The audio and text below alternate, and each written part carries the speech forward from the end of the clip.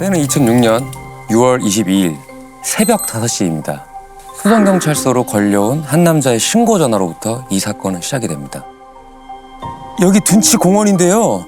어떤 아저씨가 쓰러져 있는데 피를 좀 흘린 것 같아요.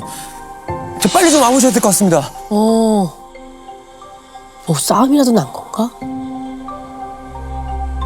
그 신고자는 그 새벽에 어떻게 신고를 한 거예요? 인근에 사는 50대 남성이었는데요. 새벽 운동하러 나왔다가 목격하고 신고한 상황이었습니다. 아침 일찍 운동하시는 분들 있잖아요. 새벽에 운동하고 출근하시는 분들 많잖아요. 그걸 목격하셨구나. 쓰러진 남성이 발견된 곳은 둔치 공원에 있는 정자였습니다. 벤치 아래에 머리를 두고 다리는 대각선 방향으로 반듯하게 누워 있었는데요. 어머. 확인해 보니 이미 사망한 상태였습니다.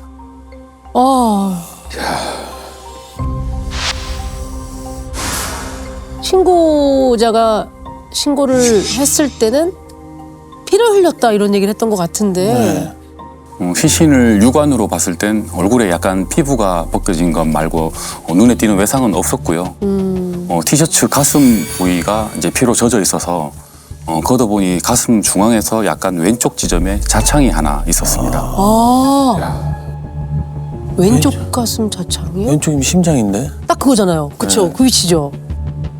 그 한 군데의 자창이면 한 번에 사망을 한 거라고요? 네, 맞습니다. 사인은 심장 자창에 의한 실혈사였습니다.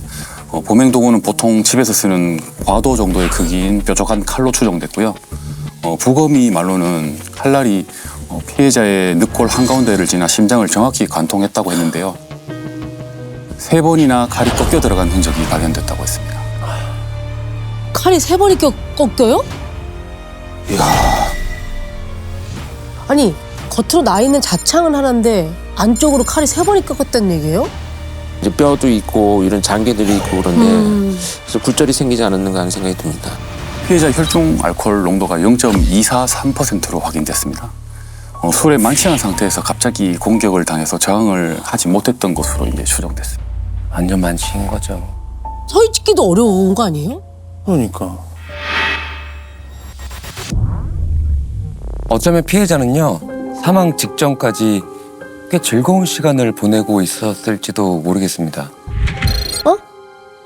아이고.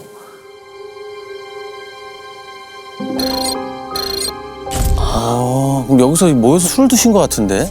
소주병에 술판이 벌어졌던 모양이네요. 네. 여기가 지금. 그러니까 음식들, 네. 젓가락.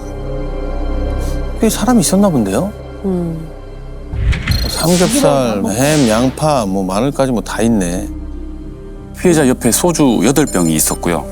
돼지 껍데기나 햄, 삼겹살 등을 구워 먹은 것 같았는데 버너나 프라이팬이 보이질 않는 걸로 봐서 누군가 챙겨간 것으로 보였고요.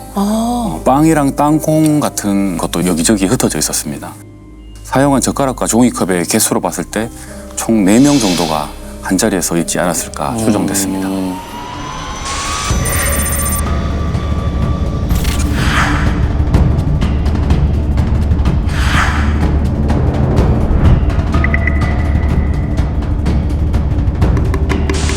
그러면은 술자리가 끝나고 벌어진 일일까요? 피해자가 술자리에 있다가 일이 벌어진 건지 그 후에 사건이 나는 건지 확인할 방법은 현장에 있던 물건에서 피해자의 DNA가 나와야 확신할 수도 있는 상황이라서 피해자 DNA와 일치하는 게 있는지부터 먼저 확인해 달라고 국과수에 요청을 했었습니다. 그렇죠. 피해자가 누군지는 확인이 됐나요? 피해자의 지갑에 있던 신분증으로 신원을 확인을 합니다. 지금부터 이 피해 남성을요, 박 씨라고 부르도록 하겠습니다. 박 씨는요, 50대 후반으로 공원 인근에 살고 있는 것으로 확인이 됩니다. 그래서 날이채 밝기도 전에 형사님들은 곧바로 박 씨 가족들을 만나러 갑니다. 얼마나 놀랬겠어요, 그렇죠? 그러니까 이른 아침에. 아내랑 가족들의 충격이 상당했습니다. 눈물을 흘리면서 꼭 범인을 잡아달라고 부탁을 하셨고요. 잡아야죠. 범인을 잡아야죠. 남편분이 혹시 전날 누굴 만나러 간다든지 뭐 그런 얘기는 없었나요? 남편은 약속을 해서 만날 사람이 없다고 했습니다. 그럴 상황도 아니라고 했고요. 약속해서 만날 사람이 없다고요? 남편이 사업을 실패한 후에 이제 뇌출혈로 건강이 악화되면서 수년째 집에만 계속 있었다고 했습니다. 자신이 조그맣게 가게를 하면서 생계는 유지하고 있지만 남편은 가장으로서 집에 도움이 못 된다는 생각에 평소에 많이 괴로워했다고 하고요. 그럴 때마다 바람 쐬러 공원에 갔다가 새벽에 들어온 적이 많았다고 했습니다. 아내 말로는 남편이 연락하면서 가까이 지낸 사람이 거의 없다고 했습니다. 휴대전화를 없앤 지도 오래됐다고 했고요. 또 현장에서 박 씨 티셔츠 주머니에서 20여 명의 연락처가 수기로 적혀진 쪽지 하나가 발견됐는데 저희가 그분들을 모두 확인해 봤지만 사건 당일 박 씨와 만나거나 연락하거나 한 적도 없고 또 알리바이도 수상한 게 없었습니다. 그럼 그날 함께 있던 술자리에 있던 사람들은 아는 지인이나 뭐 친구나 그런 사람들이 아닌가 보네. 아니면 피해자가 그날 벌어져 있던 술자리에서 같이 합석한 게 아닐 수도 있지 않을까요? 그러면 이미 살해된 채로 거기에 벌어졌다? 뭐 그렇거나 아니면은 이렇게 되면 또 막막해지네요.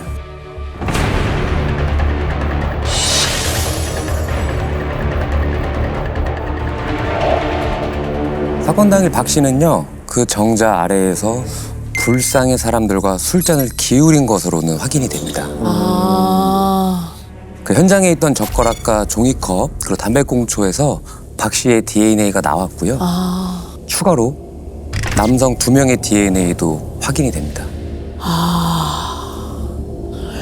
그러면은 박 씨를 포함한 최소 3명의 남성이 저 술자리에 있었다는 얘기네요. 네.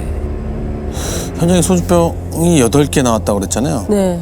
그러면 3명에서 8병이면 그래도 꽤 많이 마신 편. 많이 마신 어휴, 한 사람당 2병 이상씩을 마신 거니까. 많이 마신 거예요. 근데 2006년 사건이라고 한 거 보면 범죄자 데이터베이스로 그 두 남성의 DNA를 찾아낼 수는 없었던 때네요. 그렇죠. 아니 소주병만 8개인데 치킨 지문도 없었어요? 있긴 있었는데 전부 뭉개졌습니다. 고기를 굽다가 튄 기름이 잔뜩 묻어 있기도 했고요. 또 그때가 장마철이라서 새벽에 비가 좀 내렸는데 표면에 이슬이 맺히면서 지문이 모두 나오지가 않았습니다. 현장에 CCTV는 없었나요? 그 목격자는요. 고기 먹고 술을 마셨으면 시끌벅적했을 텐데 그랬겠죠. 공원에 지나가는 사람도 있었을 거 아니에요? 네네네. 당시 공원에 설치된 CCTV는 없었는데요. 강변을 따라 대단지 아파트도 있었고 또 정자 앞쪽에는 산책길, 뒤쪽으로는 차길이 있어서 늦은 시간에도 인적이 끊이지 않는 곳이라 그러니까요. 저희 수송서 형사들 60명 전원이 목격자를 찾으러 돌아다녔습니다. 그러니까 아파트 단지가 있었으면 거기가 통행로면 더군다나 그렇죠. 봤을 거예요. 그렇게 정자에서 이제 막 술판 버리고 이런 게 그럼요. 흔치는 않으니까. 야, 박 씨를 본 사람이 나타났으면 좋겠어요. 네. 일단은. 찾습니다. 공원 인근의 마트 사장님이 박 씨를 본 겁니다. 봤군요. 뭐 공원에서 본 거예요? 마트에서 본 거예요? 어디서 본 거예요? 현장에 마트 비닐 봉지가 있어서 사장님에게 박 씨 사진을 보여주니까 그날 술을 사러 왔던 사람이라고 했었습니다. 손님을 다 기억하는 분이 아니면 어떻게 기억을 하셨다는 거예요? 아니면 박 씨가 인근에 산다고 했으니까 단골이었던가. 그럴 수도 있겠네요. 네. 단골이나 아는 얼굴이어서 기억한 게 아니라 잔뜩 화가 나 있어서 기억이 난다고 했습니다. 화가 나 있었다고요? 화가 나 있었다? 무슨 일이지? 뭐 어땠길래? 박 씨가 냉장고에서 소주 3병을 꺼내 계산대에 턱하니 올려놓더랍니다. 마치 깨질 듯이요. 바코드를 찍고 봉지에 소주를 담는 중에도 뭐가 그리 화가 나는지 씩씩거리면서 알아들을 수 없는 혼잣말을 했다고 합니다. 그리고는 영수증을 낚아채듯 가지고 공원 쪽으로 걸어갔다고 했고요. 그게 자정 무렵이라고 했습니다. 화가 나 있었다. 뭐에 그렇게 화가 나 있었던 거지? 그게 뭔가 중요한 단서가 될 것 같긴 한데 아까 그 아내분이 집에 왔을 때가 10시쯤이었는데 이미 없었다고 하면은 뭐 적어도 한 2시간은 술을 마신 거예요. 그렇죠? 술자리에서 무슨 일이 있었나? 근데 이 마트 사장님이요, 박 씨만 본 게 아닙니다. 그 자리에서 함께 술을 마신 누군가를 또 봤습니다. 다행히 마트 사장님이 좀 기억력이 좋으시네요. 누굴 어떻게 본 거예요? 현장에서 나온 안주들을 이제 사장님한테 쭉 보여줬더니 빵이나 땅콩을 소주 4병이랑 같이 사간 남자가 있었다고 하는 겁니다. 50대 후반 정도로 돼 보이는 남성이었는데 주머니가 많이 달린 새빨간 조끼를 입고 와서 기억이 난다고 이래 했었고요. 그게 한 밤 10시 30분쯤이었다고 했었습니다. 아, 일단은 그 정자 아래 술을 마셨던 사람이 맞긴 맞나 본데. 그러게요. 그러면 10시 반경에 빨간 조끼를 입은 사람이 안주와 술을 샀고 1시간 30분이 지난 자정 무렵 박 씨가 또 술을 3병 더 사갔다. 이런 얘기네요. 그렇죠. 쭉 같이 있었던 거면 술이 부족해서 박 씨가 술 사러 간 것 같은데 심부름처럼 생각돼서 화가 좀 났나? 마트 안에는 CCTV가 있었나요? 방범용으로 설치한 CCTV라서 녹화는 안 되는 거였습니다. 또 결제도 현금으로 했었고요.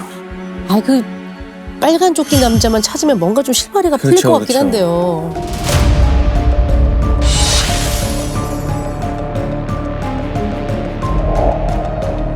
근데 마트 사장님이 기억이 워낙 좋으셔서 몽타주를 그려서 전단지를 배포했습니다.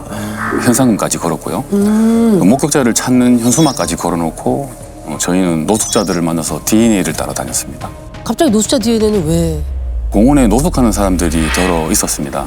노상에 모르는 사람들끼리 어울려서 술을 마시기도 해서 탐문도 할 겸 또 혹시나 싶어서 DNA까지 따고 다녔던 거죠. 용의자가 누군지 모르니까. 그렇죠, 그렇죠. 빨간 조끼를 입은 남자를 본 목격자들이 나타나기 시작합니다. 아, 빨간 조끼 좀 강렬하긴 하잖아요. 네, 확 튀죠. 그럼 누가 뭘 봤다는 거예요? 첫 번째로 만난 목격자는 밤 10시쯤 퇴근을 하던 중에 빨간 조끼를 입은 남성을 봤다고 했습니다. 옆을 지나는데 누가 스피커폰으로 통화를 하길래 봤더니 뭐 공구리, 십장, 파카 뭐 이런 단어를 써가면서 일이 힘들다는 식으로 얘기를 하고 있었다고 했어요. 아, 도로에서 이게 은밀하게 통화하는 게 아니라 스피커폰으로 뭐 큰 소리를 내니까 그냥 봐줬겠네요. 큰 네. 소리가 났었을 테니까. 그렇죠. 또 심지어 빨간색 조끼를 입고 있는 데다가 확 튀잖아요. 네네네. 건설 쪽 일을 하는 사람인가? 그리고 그 옆에 남성이 한 명 더 있었는데 박 씨 사진을 보고는 아니라고 했었습니다. 그렇다면 이때까지 박 씨가 자리에 합류하지 않았다. 두 사람이 먼저 자리를 폈다면 나머지 한 사람은 친구였던 건가? 그럴 수도 있죠. 그러니까 목격자가 더 있었던 거죠? 네, 빨간 조끼를 입은 남성이 자기 몸보다 훨씬 작은 여성용 자전거를 타고 공원에 들어가는 걸 봤다고 했습니다. 자전거 바구니에 돗자리랑 프라이팬 같은 짐이 가득 실려 있다고 했었고요. 프라이팬이 나왔네요. 드디어. 현장에는 없었잖아요. 그 사라졌던 그 프라이팬. 그러니까 이 사람이 자기 도구를 챙겨간 거네요.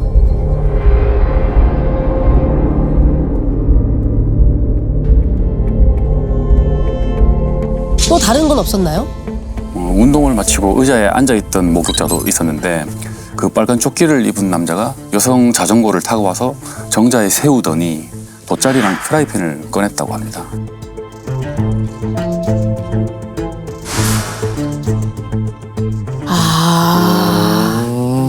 이 빨간 조끼 이 사람이 애초에 자리를 핀 사람이네요. 그러네요. 그래서요? 뭐라는지 궁금해서 가까이 가서 봤더니 빨간 조끼에 달린 주머니에서 손바닥만한 뭔가를 꺼내는데 주황색 망에 쌓여 있더랍니다. 남자가 그걸 반으로 탁 잘라서 갈랐더니 돼지 껍데기에 쌓인 햄이었다고 했었고요. 그러면 이렇게 좀 특이한 제품이면 좀 금방 찾을 수도 있을 것 같기도 한데요. 그쵸, 아주 특이하죠. 네.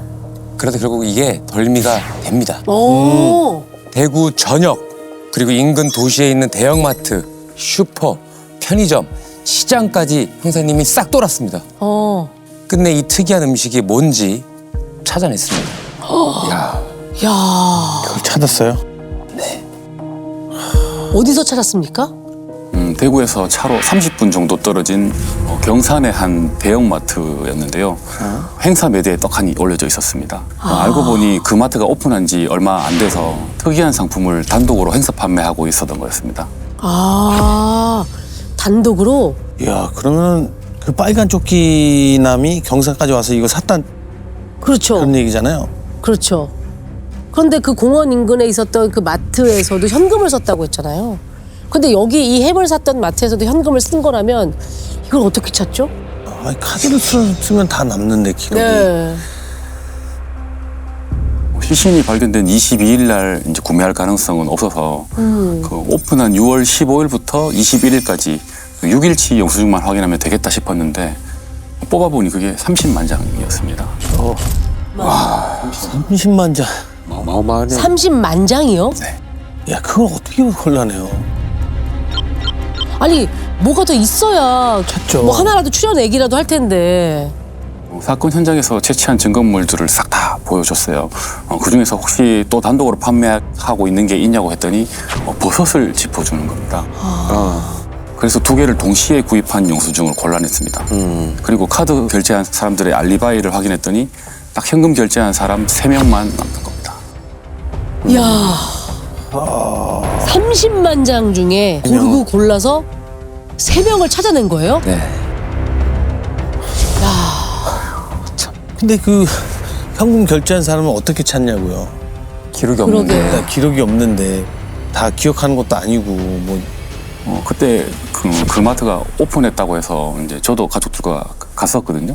근데 포인트 카드를 만들면 적립을 해준다고 해서 만들었던 그런 기억이 번뜩 난 겁니다. 아, 그렇지. 포인트 기록. 포인트. 그러네. 포인트 적립을 할 수도 있죠. 포인트 카드를 만들려면 거기 기본 신상을 적잖아요. 적어야죠 무조건. 네, 확인해봤더니 현금 결제한 3명 모두 20, 30대 여성으로 나왔습니다. 서에 연락을 해서 가족 중에 5, 60대 남성이 있는지 이제 확인해달라고 요청을 했죠.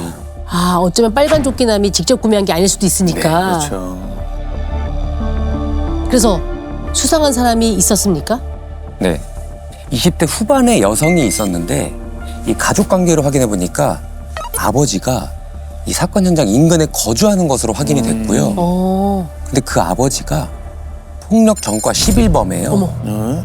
사기로 수백 가지 돼 있었다고 합니다. 어머. 근데 그 폭력 사건이 전부 술 때문에 벌어진 거고요. 어머. 그럼 빨간 조끼가 주폭이거나 주폭. 조폭이네요.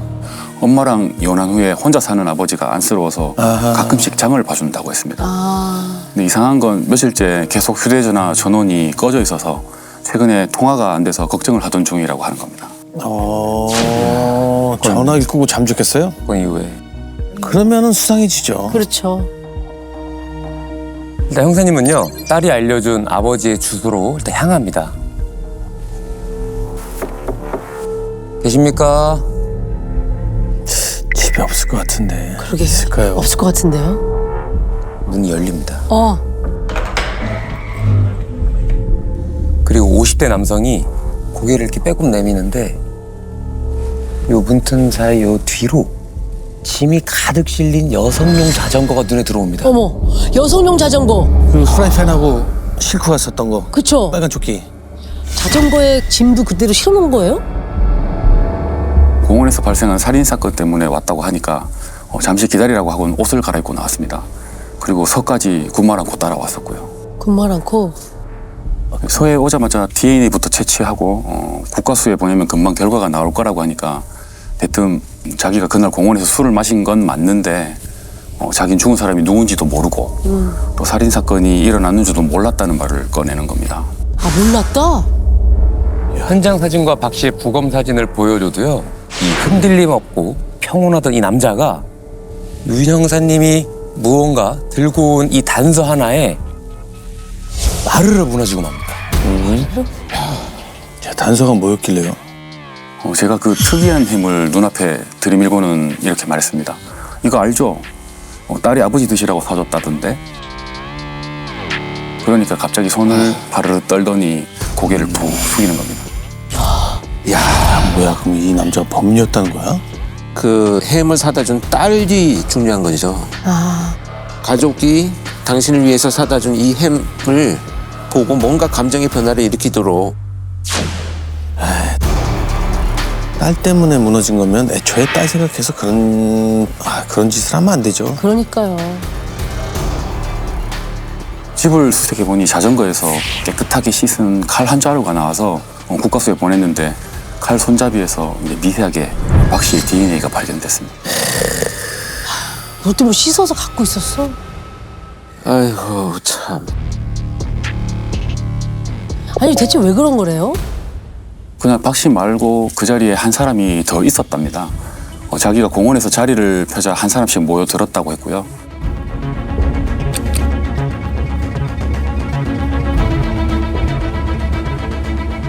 근데 같이 술 마시던 남자가 박 씨한테 어디에 사냐, 뭐 뭘 하냐 이렇게 물었더니 박 씨가 그때부터 말을 안 하더랍니다. 그러니까 그 남자는 이제 한술 더 떠서 이 동네에서 못 보던 사람인데 신원도 확실하지가 않네 이렇게 말을 했고요. 그때부터 박 씨가 화를 내면서 그 남자랑 싸우기 시작했다고 합니다. 근데 박 씨한테 시비를 걸었던 남자가 본인한테도 이제 신원이 확실하냐고 물어보더랍니다. 그 대답하기 귀찮아서 이제 주머니에 있던 신분증을 꺼내 그 남자한테 건넸는데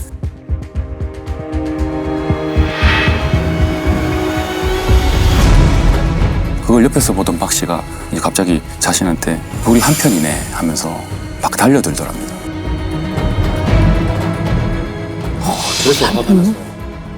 그래서 화가 나서 이제 옆에 있던 칼을 들었다고 얘기했습니다.